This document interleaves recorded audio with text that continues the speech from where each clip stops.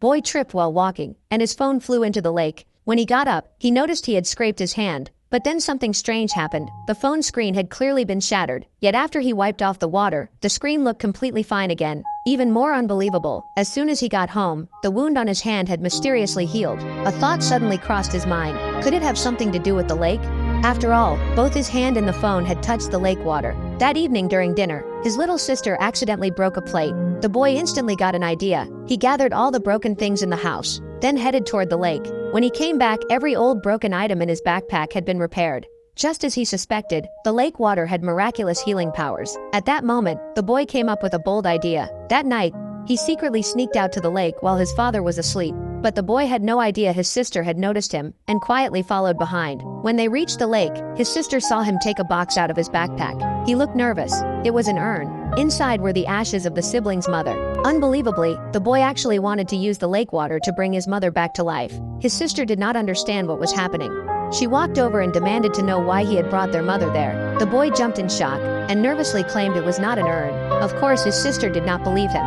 The two siblings started fighting over it. During the struggle, an accident happened. His sister's sketchbook accidentally fell into the lake. The boy grabbed a branch and fished the sketchbook back out. Then he warned his sister not to tell anyone about tonight. Suddenly, bubbles began rising from the lake. Knowing the lake's power, the boy realized something had gone wrong. He immediately grabbed his sister and ran away. Not long after they left, the lake water began to boil, as if it were giving birth to something. To keep their father from finding out they had snuck out in the middle of the night, the two climbed back into their room through the window. Suddenly, the sister stopped the boy before he could leave.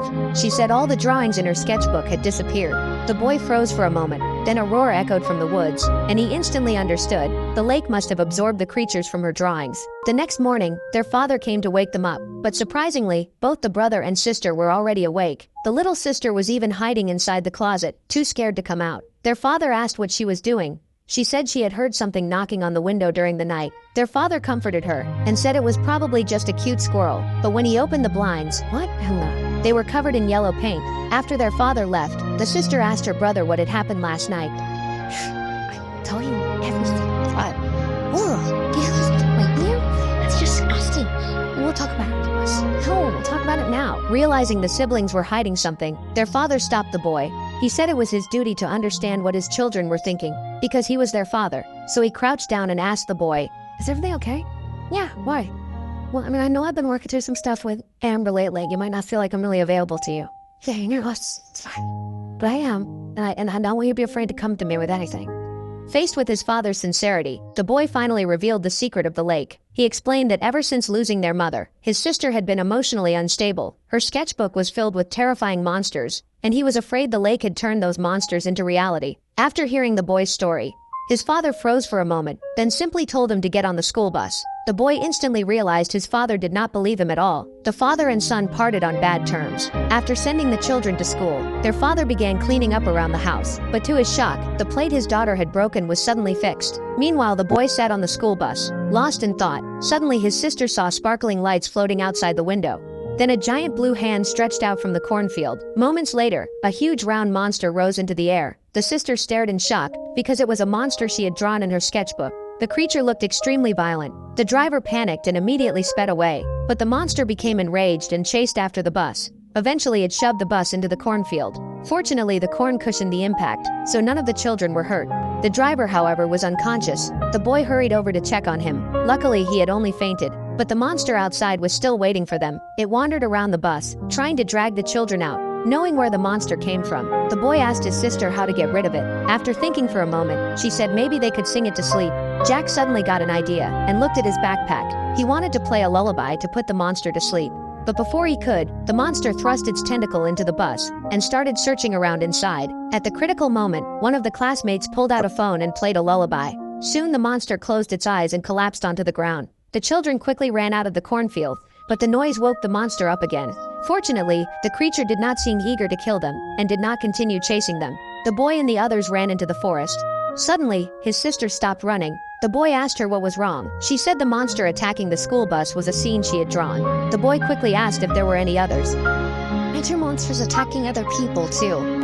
The boy was left speechless after hearing her answer. At the same time, one girl had fallen behind and become separated from the others in the forest.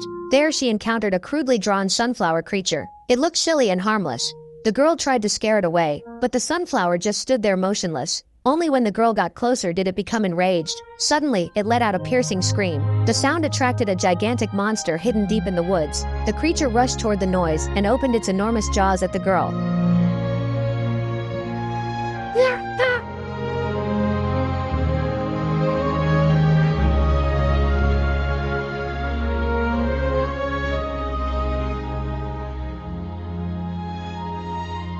You blind? Using sound to locate its prey, the monster lunged accurately at the girl this time. At the critical moment, the siblings rushed in and saved her.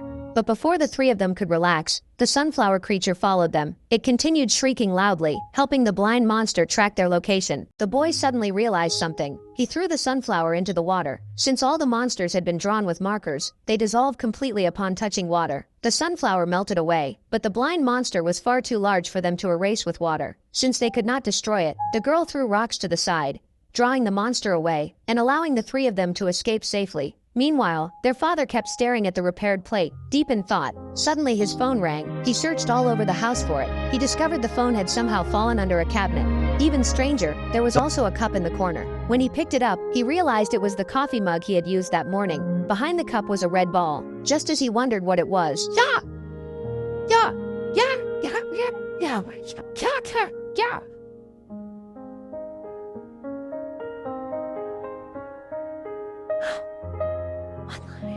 after killing the red spider, their aunt informed him that the school had called. The police had found the crashed school bus. By the time the father and aunt arrived at the scene, the children had already gone far away. Even the monster had disappeared. If you like our videos, please subscribe to our channel